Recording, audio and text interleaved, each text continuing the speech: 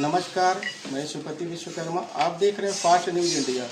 आज यहाँ पर एक समाजवादी पार्टी के द्वारा एक नुक्कड़ सभा का आयोजन किया गया था विश्वकर्मा मार्केट, मुंशीपुरा प्रयागराज में। और हमारे साथ जो है समाजवादी पार्टी के नेता, पूर्व शिक्षा मंत्री एवं एमएलसी माननीय श्री रामाशय विश्वकर्मा जी हैं।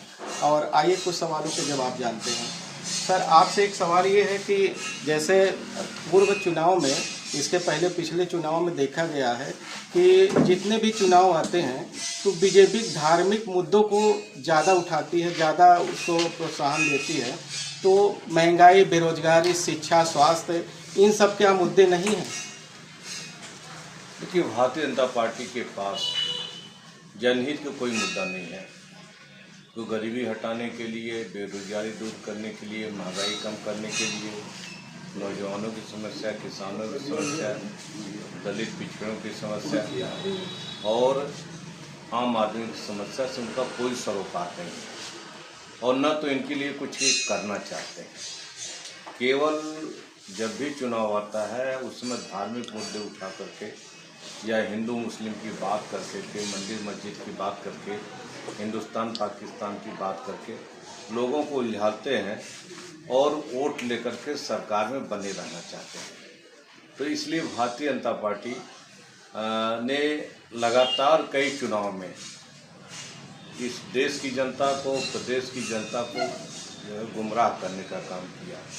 लेकिन अब लोग समझ गए हैं और इसीलिए अब जो है लोकसभा के चुनाव से आपने देखा है कि भारतीय जनता पार्टी को उत्तर प्रदेश में करारी हार मिली है और समाजवादी पार्टी के राष्ट्रीय अध्यक्ष माननीय श्री अखिलेश यादव जी ने संविधान, आरक्षण और नौजवानों की नौकरी आदि मुद्दे लेकर के जनता के बीच में गए।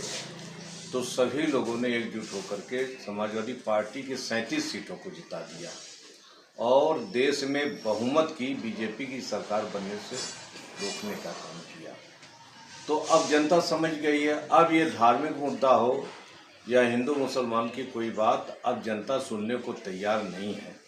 अब नौजवानों को चाहिए नौकरी, आम जनता को महंगाई से निजात चाहिए, किसानों को सुविधा चाहिए, दलित और पिछड़े वर्ग को, उनके लोगों को आरक्षण और अन्य सुविधाएं चाहिए, सरकार में हिस्सेदारी और सम्मान चाहिए। और जो ये देगा जनता उसको वोट करेगी। समाजवादी पार्टी के राष्ट्रीय अध्यक्ष श्री अखिलेश यादव जी इस दिशा में कारगर रूप से आगे बढ़ रहे हैं, इसलिए सब लोग समाजवादी पार्टी के साथ खड़े हैं। जैसा कि अगर हम बात करें कि महंगाई, बेरोजगारी, ये सब बीजेपी मुद्दा उठाती नहीं है या उठाती भी है तो बहुत कम डिलीवर कर पाती। उसको क्या लगता है ये सब मुद्दे उसके लिए काम नहीं करेंगे? देखिए, वो जो है बीजेपी की नीति अलग है। वो किसी न किसी रूप में कोई ऐसा नियम बनाती है जिससे लोग परेशान रहे, उलझे रहे और जो बुनियादी मुद्दे हैं, गरीबी है, बेरोजगारी है, महंगाई है, भ्रष्टाचार, इनसे उनका ध्यान हट जाए। इन्होंने चैनल को भी प्रभावित किया है, मीडिया को भी जो है इन्होंने अपने पक्ष में करने का काम किया है और यही कारण है कि आज तक बीजेपी सरकार में गरीबी पर एक दिन चर्चा नहीं हुई, बेरोजगारी पर एक दिन चर्चा नहीं हुई और महंगाई पर एक दिन चर्चा नहीं, भ्रष्टाचार पर एक दिन नहीं चर्चा हुई। तो जनहित के मुद्दों से बीजेपी दूर भागती है क्योंकि या तो उसको हल भी नहीं करना चाहती है तो इनके बस की बात भी नहीं है। तो इसलिए भारतीय जनता पार्टी इन मुद्दों से अलग हट करके तो धार्मिक मुद्दे उठा करके वो सत्ता में बने रहना चाहती है। लेकिन उत्तर प्रदेश की जनता इस बात को समझ गई है और फूलपुर की जनता इस बात को बखूबी से जानती है। इसलिए चुनाव में यहाँ की जनता भारतीय जनता पार्टी के प्रत्याशी को हराएंगे और समाजवादी पार्टी के प्रत्याशी मुस्तफा सिद्दीकी को जिता करके 2027 में प्रदेश में सरकार बना, समाजवादी पार्टी सरकार बनाने का रास्ता साफ करेंगे।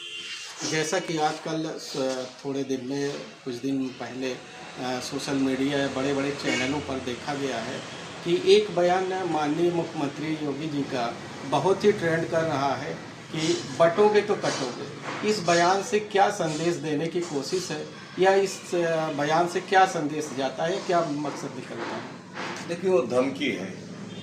ये मुख्यमंत्री लोकतंत्र की भाषा नहीं जानते, तो इसलिए किसी न किसी रूप में कोई धमकी देने की बात करते हैं। बांट तो आज के सदियों पहले इन्होंने दिया था, जब हिंदू समाज को 4 वर्ण में बांट दिया, ब्राह्मण, क्षत्रिय, वैश्य, शूद्र।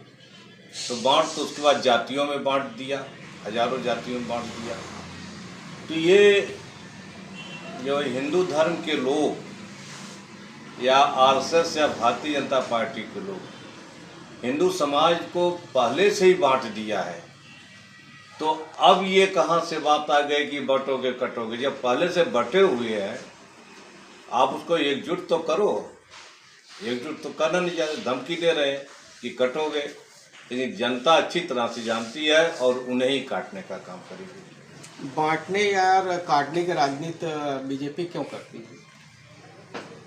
इसलिए करती है, सामुदायिक लोग हैं वो लोग, उनका कोई लोकतांत्रिक विचारधारा नहीं है, कोई सामाजिक विचारधारा उनके पास नहीं है, उनके पास समाज के प्रति संवेदनशीलता नहीं है। जो गरीब है, जो मजलूम है, ऐसे लोगों के लिए उनके पास कोई संवेदनशीलता नहीं है। तो इसीलिए वो सीधे जो धमकी देने काम करते हैं कि बटोगे कटोगे। अंत में और आम जनमानस को क्या संदेश देंगे?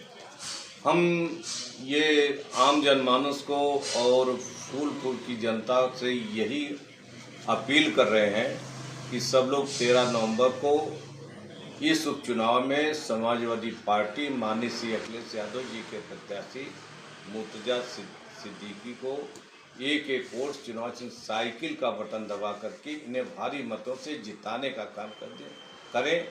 यही जो है, ये चुनाव जीत जाएगी समाजवादी पार्टी तो सांप्रदायिकता की हार होगी, ये हिंदू बंटवारे की हार होगी और भारतीय जनता पार्टी की हार होगी, और आगे समाजवाद का रास्ता जो है वो साफ होगा और 2027 में माननीय श्री अखिलेश यादव जी की सरकार बनने के लिए जो है वो पूरे प्रदेश में माहौल बनेगा। और 2027 में जब सरकार बनेगी, माननीय श्री अखिलेश यादव जी उत्तर प्रदेश के मुख्यमंत्री बनेंगे, तो गरीबी है, बेरोजगारी है, महंगाई है, भ्रष्टाचार है, इन मुद्दों का निराकरण श्री अखिलेश जी करेंगे। बहुत बहुत धन्यवाद।